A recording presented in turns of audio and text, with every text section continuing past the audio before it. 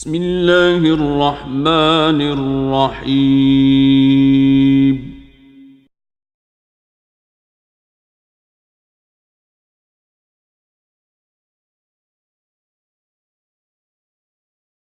سخن دیتا ہوں جناب علامہ اسلم شیخ صاحب آئے ہیں جرمنی سے، وہ ختم نبوت کے موضوع پر مختصر سے وقت میں تشریف لاتے ہیں اور اپنی حاضری لگواتے ہیں۔ جناب محمد اسلم شیخ جرمنی۔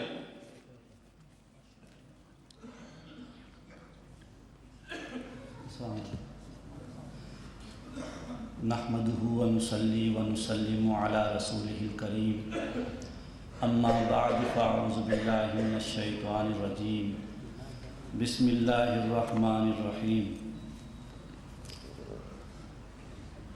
والذين يؤمنون بما انزل اليك وما انزل من قبلك وبالآخرة هم يوقنون، صدق الله العظيم۔ معزز علماء کرام، عزیز دوستو، بزرگوں اور اسلامی بھائیوں،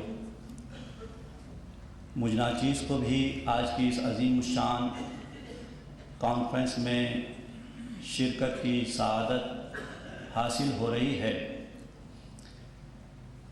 یہ ناچیز ورلڈ اسلامک مشن جرمنی کے خادم کے طور پر جرمنی میں ختم نبوت کے حوالے سے کام کرتا رہا، اور الحمدللہ اب بھی وہاں کی ایکٹیویٹیز میں مصروف ہے۔ معزز سامعین، ختم نبوت کا موضوع ایک اصولی مسئلہ ہے جس پر امت کے تمام افراد ہی گوناگوں اختلافات کے باوجود بھی متفق اور متحد نظر آتے ہیں، اور اس سے کوئی بھی انحراف کرتا ہوا نظر نہیں آتا۔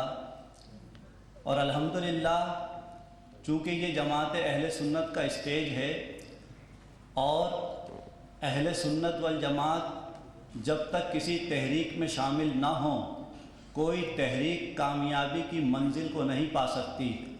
اب چاہے وہ پاکستان بنانے کی تحریک ہو، یا پاکستان بچانے کی تحریک ہو، یا ناموس رسالت کی تحریک ہو، یا ختم نبوت کی تحریک ہو، یا متحدہ مجلس عمل کی تحریک ہو، آپ نے دیکھا کہ جب ہمارے سنی متحدہ مجلس کے ساتھ لگے تو انہیں کچھ ترقی اور کامیابی ہوئی، لیکن جو ہی قائد اہل سنت نے رحلت فرمائی، اس کے بعد مجلس عمل کا جو حشر پاکستان میں ہوا اور حالیہ الیکشن میں جو ان کی پوزیشن سامنے آئی، وہ تمام لوگوں نے ملاحظہ کی۔ تو معزز سامعین، تحفظ ختم نبوت یہ بھی اہل سنت والجماعت ہی کا موضوع ہے، اور ہمارے ہی بزرگوں کا کارنامہ ہے کہ جناب والا ستمبر سن 1974 میں پاکستان کی قومی اسمبلی میں قادیانیوں کے خلاف قائد اہل سنت علامہ شاہ احمد نورانی صاحب نے قرارداد پیش کر کے قادیانیوں کو کافر اقلیت قرار دلوایا۔ یہ اہل سنت ہی کو یہ اعزاز حاصل ہے، اور الحمدللہ جہاں جہاں آج اس قسم کے باطل عقائد کے لوگ ہیں، ان سے جو مقابلہ ہو رہا ہے وہ اہل سنت والجماعت کے لوگ ہی کر سکتے ہیں اور کر رہے ہیں، اس لیے کہ اس عقیدے کے لوگوں کا دامن بالکل صاف اور ستھرا ہے۔ ہماری کتابوں میں ایسی باتیں نہیں کہ جو جس سے ہم جناب منہ چھپا سکے۔ ہمیں شرم آئے گفتگو کرتے ہوئے امام اہل سنت اعلیٰ حضرت امام احمد رضا فاضل بریلوی رحمۃ اللہ تعالی علیہ سے کسی نے دریافت کیا، حضور مرزا غلام احمد قادیانی نے ایک دعویٰ مجدد ہونے کا بھی کیا ہے، آپ یہ فرمائیے کہ کیا وہ مجدد ہو سکتا ہے؟ تو اعلیٰ حضرت نے فرمایا، بھائی سن لے کہ مجدد ہونے کے لیے جو سب سے چھوٹی شرط ہے وہ مسلمان ہونا تو ہے، اور مرزا غلام احمد قادیانی کا اسلام اور ایمان ہی ثابت رہی، اس کے کفریات گنوائے اور بتلایا۔ الحمدللہ ہم جناب والا جرمنی میں اس اسٹیج پر کام کرتے ہیں۔ مرزا غلام احمد قادیانی اور اس جیسے باطل فرقے، یہ اللہ کی بڑی شان ہے، یہ اس کا کرنا ہے کہ جناب جتنے باطل فرقے ہیں اللہ نے ان کی زبانی ان کا منہ کالا خود کر رکھا ہے۔ مرزا غلام احمد قادیانی کی کتابیں دیکھ لیجئے اور دیگر فرقے وہابی وغیرہ کی کتابیں دیکھ لیجئے۔ میں ایک سی ڈی دیکھ رہا تھا مناظرے کی جو جناب والا پنجاب میں ہو رہا تھا، علامہ عبد المصطفیٰ نوری صاحب شمشاد سلفی اہل حدیث کے ساتھ مناظرہ کر رہے تھے، تو ہمارے اہل سنت کے صدر مناظر نے جب تقویت الایمان کتاب کو کیمرے کے سامنے کیا تو جناب وہ وہابی چلانے لگ گیا، نہ دکھاؤ اس کو، نہ دکھاؤ اس کو، کیوں فوٹو بنوا رہے ہو؟ تو ان سے پوچھو کہ کیوں شرما رہے ہو؟ جب تمہارے اکابرین کی کتاب ہے، تمہارے بزرگوں کی کتاب ہے، جب تم ان کتابوں پر ایمان اور اعتقاد رکھتے ہو تو پھر چھپنے اور بچنے کی کیا ضرورت ہے؟ برمرہ کیوں نہیں کہتے کہ ہاں جی ہم مانتے ہیں اور ان کو خوب تصویریں بناؤ شائع کرو؟ جرمنی میں کچھ دوستوں نے میرا مباحثہ رکھا قادیانیوں سے، میرے پاس مرزا غلام احمد قادیانی کی کتابوں کا جو اوریجنل ان کی کتابیں ہیں جو ربوہ میں چھپتی ہیں یا چھپی، ان کا پورا سیٹ میں اٹیچی کیس میں بند کر کے جناب لے گیا۔ اب جاتے ہی وہ کہنے لگے کہ صاحب گفتگو قرآن حدیث سے ہوگی، اس کے علاوہ کوئی بات نہیں ہوگی۔ میں نے کہا قرآن حدیث سے تو آدمی بات اس سے کرے جو قرآن حدیث کو مانتا ہو، تمہارا قرآن حدیث سے کیا تعلق؟ نہیں قرآن حدیث سے ہوگی۔ میں نے کہا ٹھیک ہے بات کا آغاز تو کریں قبل اس کے کہ کہیں یہ اٹھ کر چلے جائیں۔ میں نے جو ہی اٹیچی کیس کا جناب والا زپ کھولنا شروع کیا تو کہنے لگے نہیں اس کو بند کرو، اس کو نہیں بند کرو، اس کو بند کرو، یہ مت دکھاؤ۔ میں نے کہا کیوں، کہ اٹیچی کیس میں کوئی سانپ بند کر کے لایا ہوں؟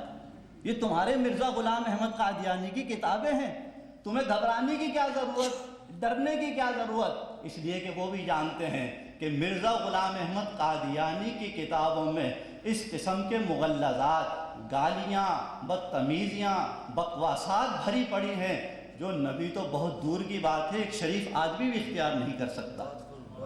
اس نے اپنی کتاب دافع البلا میں لکھا کہ سچا خدا وہی خدا ہے جس نے قادیان میں اپنا رسول بھیجا۔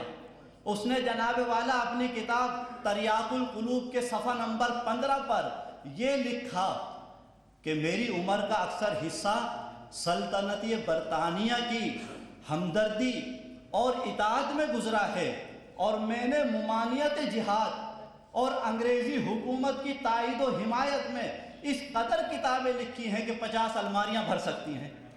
ہمارے اللہ نے ان کو نبی نہیں اور دیا، ایک اللہ بھی کوئی اور ہوگا جس نے نبی دیا۔ اور ایک تو جنہوں نے انہیں نبی بنایا، جنہوں نے نبی بنایا انہی لوگوں سے اس نے اپنی کتابوں میں جناب والا یہ لکھ کر بھی نشاندہی کی کہ جناب سرکار کے جو عہدیدار ہیں انہوں نے یہ گواہی دی ہے کہ یہ خاندان 50 سال کے متواتر تجربے سے اور خدمت گاری سے اور جناب والا حکومت کی تائید اور حمایت سے یہ ثابت کر چکا ہے کہ یہ انتہائی مخلص اور جناب والا تابعدار گروہ ہے، لہٰذا اس خودکاشتہ پودے کی طرف انتہائی حزم اور احتیاط سے حکومت برطانیہ کو دیکھنا چاہیے۔ انہوں نے خود یہ لکھا کہ خودکاشتہ پودا۔ میں نے جرمنی کے امیر کو ایک خط لکھا اور میں نے کہا، اور ان کے جناب والا اصلی جو کتاب تھی اس کی فوٹو کاپی بنائی، اس میں اس جملے کو انڈر لائن کیا کہ میں نے کہا کہ مرزا غلام احمد قادیانی نے اپنے آپ کو خود انگریز کا خودکاشتہ پودا لکھا ہے، اس کا تمہارے پاس کیا جواب ہے؟ تو صاحب جب انہوں نے جواب بھیجا تو کہا کہ اس عبارت میں مرزا صاحب نے اپنے آپ کو ایجنٹ کہا ہے، جماعت کو نہیں کہا ہے۔ گویا کہ ہم جماعت میں ہیں، مرزا صاحب ایجنٹ ہوں گے لیکن ہم تو جماعت سے تعلق رکھتے ہیں، ہماری جماعت کو نہیں کہا۔